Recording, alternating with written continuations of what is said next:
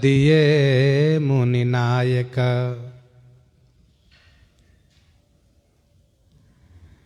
सरकार जब ताड़का को मार दिए तब महर्षि विश्वामित्र जी ने पहचाना श्री राम जी को।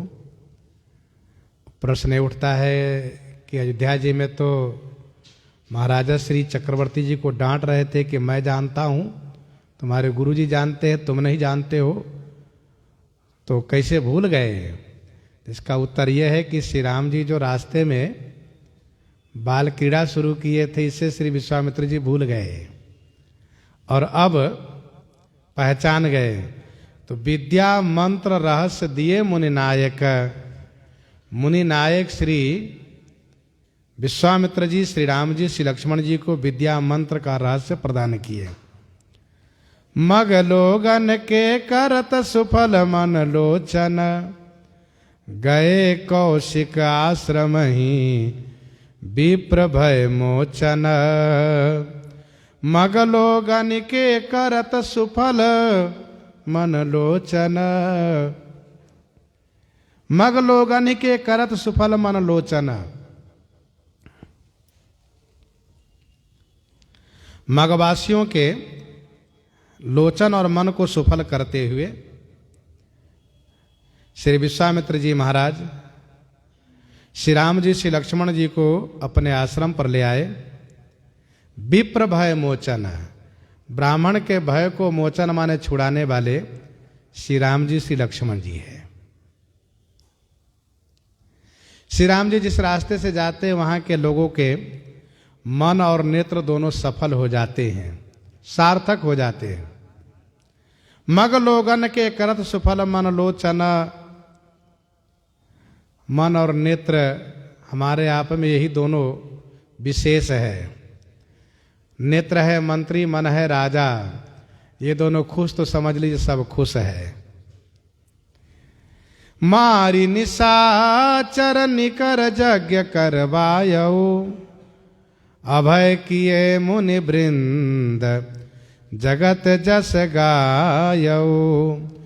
मारी निशाचर निकर यज्ञ करवायो, मारी निशाचर निकर यज्ञ करवायो। निशाचर निकर माने राक्षस समूहों को मार करके श्री राम जी महामुनि के यज्ञ को संपादित करा दिए। अभय किए मुनि वृंद जगत जस गायो, मुनि वृंद मुनि समूहों को श्री राम जी निर्भय कर दिए, जगत में इनका जस गाया गया। 6 दिन तक श्री राम जी दिन रात जगते ही रहे हैं। महर्षि का यज्ञ तब संपन्न हुआ है। श्री राम जी ने महामुनि से ये कहा, प्रात कहा मुनि सन रघुराई, निर्भय जग करो तुम जाई। अब आप लोग जग पर ध्यान दें, सुरक्षा की जिम्मेदारी मेरी है। अच्छा, श्री राम जी की विशेषता है जब कोई अपने आप को समर्पित कर देता है तो उनके योगक्षेम का पूरा वहन श्री राम जी ही करते हैं। योगक्षेम की जिम्मेदारी श्री राम जी लेते हैं। ये मारीच सुबाहु ससैन्य हमला किए और श्री राम जी बिना फल के बाण से मारीच को हवा में उड़ा दिए और अग्नि बाण से सुबाहु को जला दिए। श्री लक्ष्मण जी बीच में सारी सेना को नष्ट कर दिए, समाप्त कर दिए। मारी असुर दुज निर्भयकारी, अस्तुति करे देव मुनि झारी। और तहपुनि कछुक दिवस रघुराया, रहे कि न विप्रन पर दाया। ब्राह्मणों पर अनुग्रह करके सरकार वहां बने भी रहे। ऐसा न हो कि यज्ञ संपादन करा के चल दिए, जैसे कल फिर असुर लोग आकर डरवाना शुरू करें, धमकाना शुरू करें। सरकार यहीं बने रह गए, जिससे कि जिसको आना हो आ जाएं। वैसे भी जल्दी कोई आएगा नहीं, सरदार मारे जा चुके हैं इनके, फिर भी कोई आ जाए दुष्टता करने तो श्री राम जी बने हुए थे। विप्र साधु सुर काज मामुनि, मन धरी रामई चले। लिबाई धनुष मख मिस करी, विप्र साधु सुर काज महामुनि मन धरी। विप्र साधु सुर काज महामुनि मन धरी। विप्र ब्राह्मण साधु सुर देवता के कार्य को महामुनि मन धरी। महामुनि विश्वामित्र जी महाराज मन में रख करके इन सब का काम कब होगा? जब श्री राम जी का विवाह होगा। विप्रधेनु सुर संत हिता लीन मनुज अवतार। तो विप्र साधु सुर काज महामुनि मन धरी। अच्छा, महादेव भगवान विश्वनाथ जी का आदेश भी श्री विश्वामित्र जी को यही है कि अब आप श्री राम जी के द्वारा अपने यज्ञ की रक्षा करवा करके और मिथिला जी में पहुंचाइए, श्री सीताराम जी का मिलन कराइए, विवाह कार्य संपन्न हो। और इस बात को वैसे इशारे इशारे में भगवान भोलेनाथ श्री कौशल्या जी को श्री राम लला के हाथ देखने में ही सुना चुके हैं। जन्म प्रसंग कहो कौशिक मिसिए स्वयंवर गायो। तो श्री विश्वामित्र जी महाराज श्री राम जी श्री सीता जी का मिलन कराने के लिए विप्रसाद सुरकाज महामुनि मन धरी। राम ही चले लिबाई धनुष मख मिस करी। तब मुनि सादर कहा बुझाई चरित एक प्रभु देखिए जाई। कौन सा चरित भगवान? तो महामुनि कहते हैं धनुष यज्ञ सुनी रघुकुल नाथा। धनुष यज्ञ देखने चलना है जनकपुर में। श्री राम जी प्रसन्न हो गए, हर्ष चले मुनिवर के साथ। तो राम ही चले लिवाई धनुष मख मिस करी। धनुष मख तो मिस माने बहाना है, वस्तुतः श्री सीताराम जी को मिलन कराना है। तो धनुष मख के बहाने से श्री राम जी को लिवा करके चल दिए।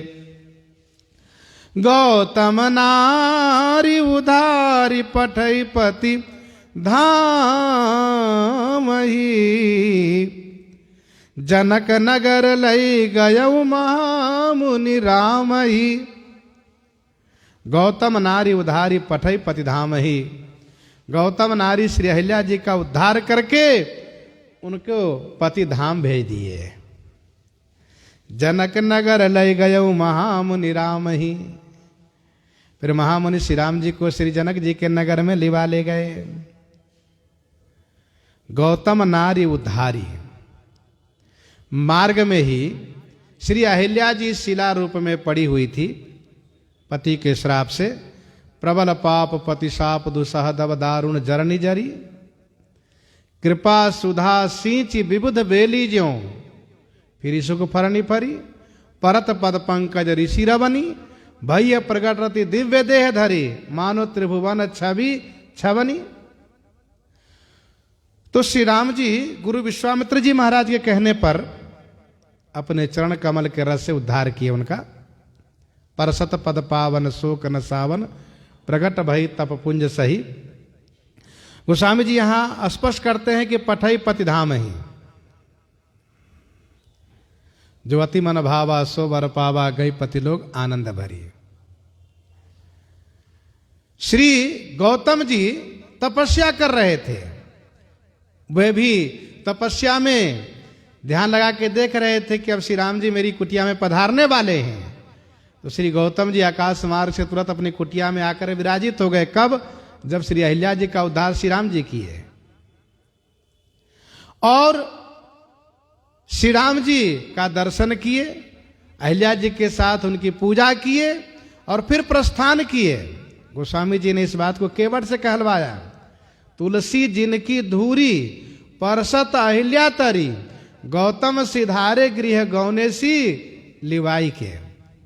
श्री अहिल्या जी में तप के द्वारा ऐसा तेज प्राप्त हुआ था कि मानो अभी अभी श्री गौतम जी गौना करा के जा रहे हैं। गौतम सिधारे गृह गौनेसी लिवाई के। जनक नगर लय गयो महामुनि राम ही। श्री अहिल्या जी के उद्धार के बाद श्री राम जी में प्रसन्नता नहीं देखी गई। श्री राम जी को लगा कि मुझसे तो गलती हो गई। दई सुगति सो नहेरी हरस हिये चरण छुए पछताऊ। लेकिन श्री राम जी जब गंगा जी के तट पर गए और महामुनि द्वारा गंगा जी की महिमा सुन करके गंगा जी में अवगाहन किए, तो फिर वहां से प्रसन्नता पूर्वक प्रस्थान किए।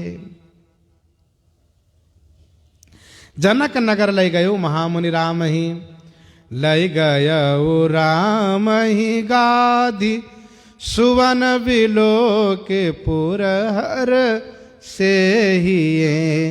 लय गयो राम ही गाधी सुवन,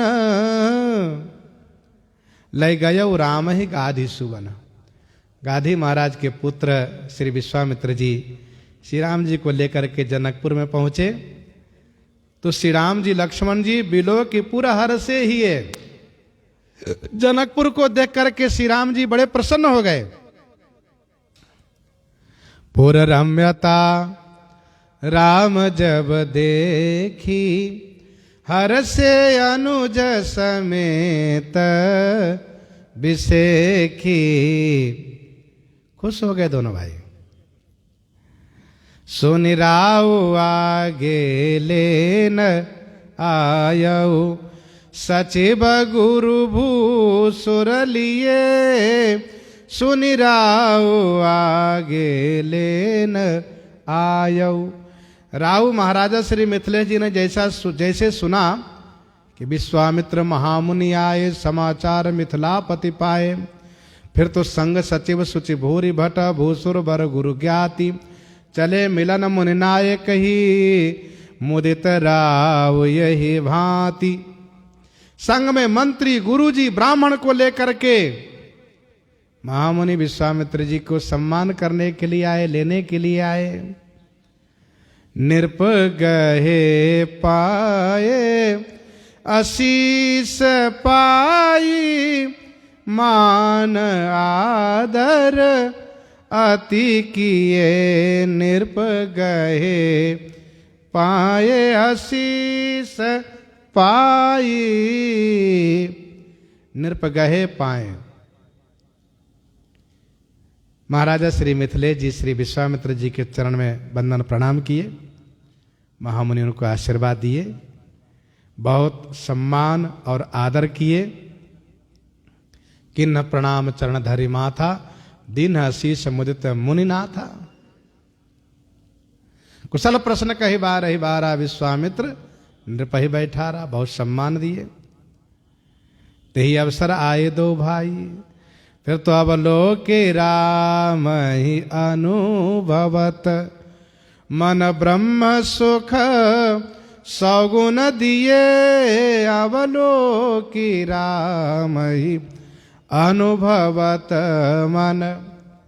अवलोकी राम ही अनुभवत मन, ब्रह्म सुख सौगुन दिए। श्री राम जी को अवलोकन करके श्री मिथिलेश जी का मन इस बात को अनुभव करने लगा क्या कि आज मुझे ब्रह्म सुख से 100 गुना अधिक सुख प्राप्त हुआ। मन ब्रह्म सुख 100 गुण दिए, 100 गुना अधिक ब्रह्म सुख प्राप्त हुआ। कहने का भाव यह है कि श्री मिथिलेश जी का मन हमेशा ब्रह्म सुख में डूबा रहता था, लेकिन आज वह ब्रह्म सुख फीका पड़ गया। इन्हीं बिलोकत अति अनुरागा, बरबस ब्रह्म सुख ही मन त्यागा। कोई गुड़ खा रहा हो और उसके सामने रसगुल्ला मिल जाए तो फिर गुड़ की ओर कौन देखता है। वैसे ही निर्गुण ब्रह्म के ध्यान में डूबे रहने वाले को जब सगुण ब्रह्म प्राप्त होते हैं तो उनको फिर निर्गुण ब्रह्म फीका नीरस लगने लगता है। मन ब्रह्म सुख 100 गुण दिए, सहज विराग रूप मन मोरा।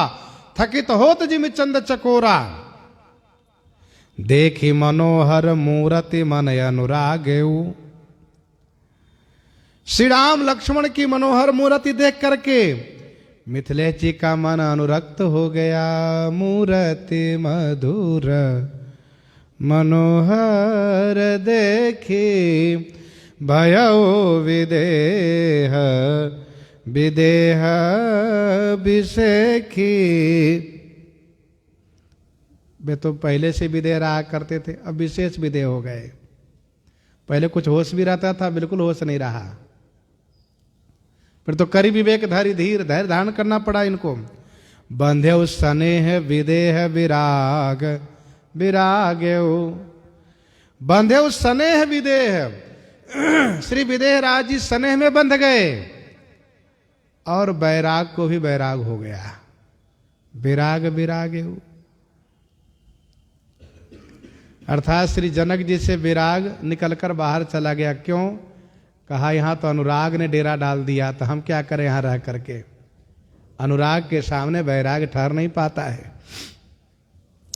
प्रमुदित हृदय सराहत भल भव सागर,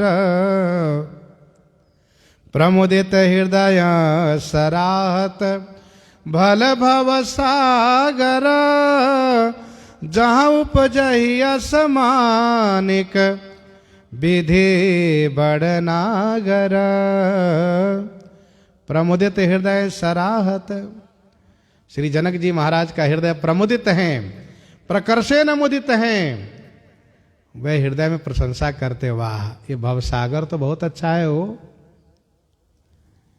आज के पूर्व श्री जनक जी से पूछा जाता था कि भवसागर कैसा है, तो कहते ना ठीक नहीं है, ये भवसागर है, ठीक नहीं है, यहाँ इनसे बच के रहो। लेकिन आज कह रहे हैं कि अरे भैया ये भवसागर तो बहुत अच्छा है, संसार रूपी सागर बहुत ही अच्छा है। क्यों? कहा जहां उपजहि असमानिक। मुझे आज पता चला कि विधि द्वारा यह रचित निर्मित सृष्टि बहुत अच्छी है, यह संसार अच्छा है, क्योंकि इसी संसार में ऐसे मानिक उत्पन्न होते हैं। संसार रूपी सागर से ऐसे मानिक प्रकट होते हैं। सो विधि बड़ नागर, ब्रह्मा जी बड़े ही चतुर हैं। ध्यान दीजिएगा, सगुण साकार की लीला का आनंद तो इस संसार में ही न मिलता है। जय सुख लागे पुरारी, अशुभ वेश कृत शिव सुखद, अवधपुरी नर नारी तेहि सुखम संतत मगन, सोई सुख लवलेश जिन्ह बारक, सपनेहु लहेउ ते नहीं गनहि खगेश, ब्रह्म सुख ही सज्जन सुमति। बहुत आनंदित हो रहे हैं संसार को लेकर के। इसका मतलब यह है कि जब भगवान प्राप्त हो सगुण साकार रूप में संसार में, तो हमें संसार बहुत अच्छा लगता है। वैसे संसार प्रायः लोगों को डुबाने वाला है, लेकिन यदि भगवान मिल जाए तो ये संसार तारने वाला भी है। पुण्य पयोधि मातु पितु ये शिशु सुर तरु, रूप सुधा सुख देत नयन अमरनी बरु। पुण्य पयोधि मातु पितु, माता पिता पुण्य पयोधि माने पुण्य के सागर हैं, और ये शिशु ये बालक सुरतरु कल्प वृक्ष हैं। रूप सुधा सुख देत नयन अमरनी बरु। वाह, ये तो नेत्र रूपी अमरनी माने देवताओं को श्रेष्ठतम रूप रूपी सुधा माने अमृत का सुख प्रदान कर रहे हैं। श्री जनक जी महाराज बड़े गदगद होकर के इसके बाद पूछने जा रहे हैं, कहु नाथ सुंदर दो बालक, मुनि कुल तिलक के नृपकुल पालक, मुनि कुल तिलक की नृपकुल पालक। और अपना अनुमान महर्षि विश्वामित्र जी से प्रकट करते हैं। महर्षि विश्वामित्र जी के द्वारा उत्तर पाकर के बड़े आनंदित होते हैं, सुंदर सदन में श्री राम जी को ठहराते हैं। इन्हीं के साथ आज सीताराम सीताराम।